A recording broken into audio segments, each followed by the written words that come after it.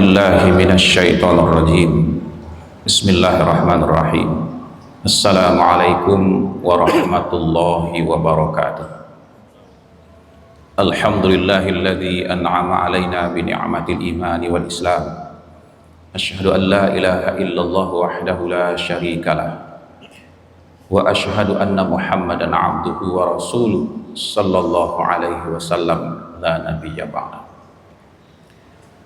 Puji syukur buat Allah semata, salawat dan salam buat baginda Rasulullah sallallahu alaihi wasallam. Bapak Ibu jemaah salat zuhur rahimakumullah. Pada kesempatan kali ini kita akan menyampaikan beberapa prinsip atau kaidah dalam menjalankan atau melaksanakan ibadah dan amalan. Prinsip atau kaidah pertama adalah kaidah yang berkaitan dengan niat. Jadi kaidah pertama itu adalah persoalan niat. Karena niat ini sangat-sangat menentukan apakah ibadah yang kita lakukan itu, suatu amalan yang kita kerjakan itu akan diterima oleh Allah atau tidak, itu tergantung kepada niatnya. An Umar bin Khattab radhiyallahu anhu qala sami'tu Rasulullah sallallahu alaihi wasallam yaqul innamal a'malu binniyat wa innamal likulli imri'in ma nawa. Dari Umar bin Khattab radhiyallahu kepadanya berkata, kata Umar bin Khattab, saya pernah mendengar Rasulullah sallallahu alaihi wasallam bersabda, innamal a'malu binniyat wa innamal likulli imri'in ma nawa. Sesungguhnya semua amalan itu tergantung kepada niatnya apa, dan seseorang itu akan dibalasi sesuai dengan apa yang diniatkannya. Bapak Ibu kaum muslimin, kalau kita akan melaksanakan sholat di masjid misalnya, dari rumah kita ingin ke masjid untuk melaksanakan ibadah sholat, keinginan dari rumah baru itu belum dikatakan niat, itu baru iradah atau kehendak atau keinginan. Karena yang namanya niat itu adalah qasdus syai' muqtarinan bil fi'li, menyengaja untuk melakukan sesuatu yang disertai dengan perbuatan langsung. Itu makanya Bapak Ibu, yang niat itu adalah ketika kita berdiri akan melaksanakan ibadah sholat, itu niat. Kita tidak akan menjelaskan tentang kedudukan niat, apakah niat itu sebagai rukun suatu ibadah atau syarat sah suatu ibadah, dan kita juga tidak akan menjelaskan apakah niat itu bisa dilafazkan atau tidak. Tapi pada kesempatan ini kita hanya ingin menyampaikan begitu pentingnya niat dalam suatu ibadah dan suatu amalan. Begitu pentingnya menjaga niat dalam suatu ibadah atau suatu amalan agar kita bisa memurnikan niat kita dalam beribadah dan beramal. Maka oleh karena itu kaum muslimin, niat ini sangat menentukan. Makanya kita harus selalu menjaga niat. Apalagi dalam persoalan amal, berinfak, bersedekah, melakukan kebaikan, membantu orang lain misalnya, maka Allah pertama kali akan melihat niat orang yang melakukan itu untuk apa. Allah tidak akan melihat berapa infak yang kita keluarkan. Ya, ketika berkurban pun misalnya, berapa banyak darah hewan yang ditumpahkan, Allah tidak akan lihat itu. Tapi akan Allah lihat pertama kali itu adalah niat orang yang melakukan itu. Motivasinya apa? Apakah niatnya untuk dipuji orang lain?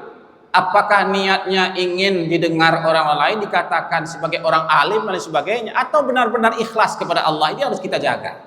Maka oleh karena itu kaum muslimin, kaedah yang pertama itu adalah menjaga kemurnian niat agar ibadah yang kita lakukan, amalan yang kita lakukan benar-benar diterima oleh Allah.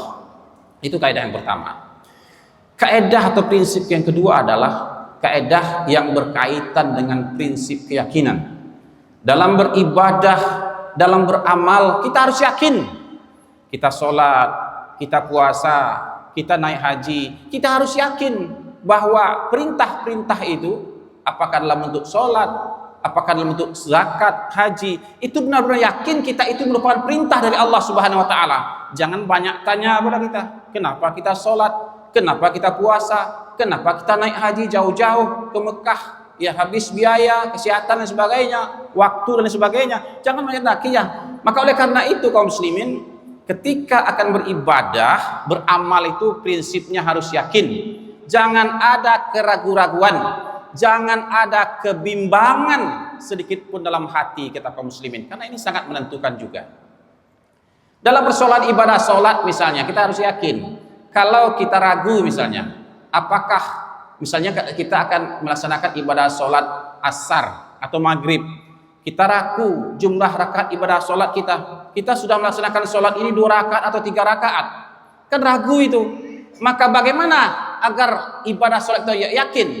Dalam kaidah fikih itu, yang dipilih untuk yakin itu adalah bilangan yang paling sedikit. Kalau kita ragu antara 2 rakaat atau 3 rakaat yang sudah kita lakukan, maka yang yakin itu adalah 2 rakaat sudah kita laksanakan. Maka kaum muslimin, kalau seandainya ternyata kita sudah laksanakan 3 rakaat, kita laksanakan baru 2 rakaat, ya kalau kita sudah laksanakan 3 rakaat, ternyata kita baru 2 rakaat, kelebihan 1 itu bonus.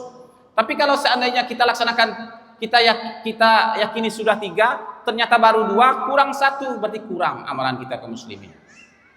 Itu menyikapi kalau ada keraguan-raguan dalam pelaksanaan ibadah rakaat sholat kita. Ya, kaum muslimin sidang jemaah sholat zuhur rahimakumullah. Dalam persoalan muamalah juga misalnya, kita harus yakin juga. Keyakinan dalam persoalan muamalah, misalnya masalah jual beli, hutang piutang, bagaimana yakinnya itu? Yakin itu harus ada bukti. Makanya kaum muslimin, kita kalau melakukan transaksi jual beli, apalagi skala besar misalnya, atau transaksi hutang piutang, itu harus ada buktinya.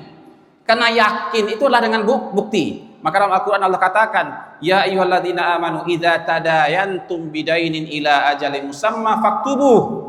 Maka transaksi apapun yang kita lakukan, apakah jual beli, hutang piutang dan sebagainya, harus ada bukti. Itu yakin. Dia keyakinan dalam masalah muamalah, dalam masalah jual beli itu harus ada bukti. Ini untuk menghindari penipuan dan sebagainya kaum muslimin. Itu prinsip yang kedua, keyakinan. Yang ketiga, prinsip atau kaidah yang ketiga adalah kaidah yang berkaitan dengan kondisi menyulitkan. Allah sangat sayang kepada kita kaum muslimin. Sehingga ketika kita dalam kondisi sulit, Allah beri rukhsah, Allah beri keringanan. Kata Allah dalam Al-Quran, yuridullahu bikumul yusra wa la yuridu bikumul usra. Allah menghendaki kemudahan bagimu dan Allah tidak menghendaki kesulitan. La yukallifullahu nafsan illa wus'aha. Allah tidak membebani seseorang kecuali sesuai dengan kemampuannya. Wa ma ja'ala 'alaikum fid dini min haraj. Dan Allah tidak menjadikan bagimu dalam persoalan agama ini, menjalankan kewajiban agama ini, kesulitan sedikit pun. Fa inna ma'al usri yusra. Maka kaidah yang ketiga ini, kondisi menyulitkan mendatangkan kemudahan sesuai dengan kaidah al-masyaqqah tajlibut taisir. Makanya kaum muslimin, misalnya dalam melaksanakan ibadah, apakah ibadah sholat, ibadah puasa misalnya kita pergi safar, melaksanakan safar, perjalanan, sulit kita untuk melaksanakan ibadah sholat secara normal, maka Allah beri keringanan, rukhsah, boleh kita melaksanakan jamak dan sholat qasar. Kita dalam kondisi sakit misalnya, ya, dalam bulan Ramadan kita sakit, tidak bisa berpuasa, Allah beri rukhsah, itu keringanan diberikan oleh Allah Subhanahu wa taala. Kalau kita tidak mampu sholat secara berdiri misalnya, Allah beri kemudahan, boleh kita sholat duduk. Tidak mampu duduk, boleh kita sholat berbaring. Tidak mampu pula sholat berbaring, boleh dalam hati. Tidak mampu sholat lagi, disolatkan lagi. Kaum muslimin sidang jemaah sholat zuhur rahimakumullah. Maka dalam kondisi sulit kita untuk beribadah sesuatu, mengamalkan sesuatu, Allah beri kemudahan. Begitu Allah sangat sayang kepada kita kaum muslimin. Al-masyaqqah tajlibut taisir. Kondisi menyulitkan bisa mendatangkan kemudahan. Yang terakhir, kaidah yang berkaitan dengan kondisi membahayakan. Kaum muslimin, perintah Allah itu hanya 2. Pertama, mendatangkan maslahat, yang kedua menghindari dari mafsadah atau bahaya. maka ad-daruru yuzal, kondisi membahayakan harus dihilangkan. Makanya kaum muslimin dalam persoalan ibadah misalnya, apa-apa saja yang akan mendatangkan kemudaratan, misalnya kalau kita tahu bahwasanya baju yang kita pakai dalam melaksanakan ibadah sholat ada najis, misalnya ada hadas, itu harus kita bersihkan. Tidak bisa kita jelas bajunya ada hadas, ada najis kita pakai juga, tidak bisa, harus dibersihkan kalau ingin sholat kita diterima oleh Allah Subhanahu wa taala. Dalam persoalan apapun, ya. Jadi oleh karena itu kaum muslimin, kondisi membahayakan, kondisi memberikan keadaan merugi, membahayakan, ya, memberikan mafsadah harus dihilangkan. Makanya apapun yang bisa memberikan mudarat kepada kita, misalnya seperti merokok misalnya, kita kan tidak tahu. Merokok itu menurut medis kan bisa memberikan mudarat. Maka oleh karena itu walaupun ada khilafiyah, ada yang bilang merokok itu haram, ada pula yang bilang merokok itu makruh dan sebagainya, yang jelas merokok itu bisa membahayakan. Maka oleh karena itu harus dihindari. Kaum muslimin sidang jemaah salat zuhur rahimakumullah. Maka oleh karena itu di sisi lain, ketika berbenturan antara mencari maslahah, menegakkan maslahah dan menghindari mudarat, maka menghindari mafsadah harus didahulukan. Darul mafasid muqaddamun ala jalbil masalih. Misalnya menutup aurat kepada orang, ya, menutup aurat kepada orang yang bukan mahram itu wajib hukumnya. Tapi pada saat seorang dokter mau mengoperasi pasien wanitanya, itu tidak apa-apa melihat aurat karena kondisi darurat namanya. Jadi di satu sisi ingin menyelamatkan wanita yang ingin dioperasi, di sisi yang lain wajib menutup aurat. Maka dalam kondisi darurat, maka bolehlah kita untuk melakukan sesuatu yang diharamkan. Ya, kan tidak boleh awalnya seseorang yang bukan mahram tidak boleh melihat aurat wanita yang bukan mahram. Ya, tapi pada kondisi darurat dibolehkan. Ad-daruratu tubihul mahzurat. Kondisi darurat bisa, ad-daruratu tubihul, membolehkan hal-hal yang dilarang. Itu sekedarnya saja kaum muslimin. Maka oleh karena itu kita simpulkan ada beberapa kaedah prinsip yang bisa menentukan apakah diterima atau tidaknya amalan kita. Yang pertama adalah kaedah yang berkaitan dengan menjaga keikhlasan niat.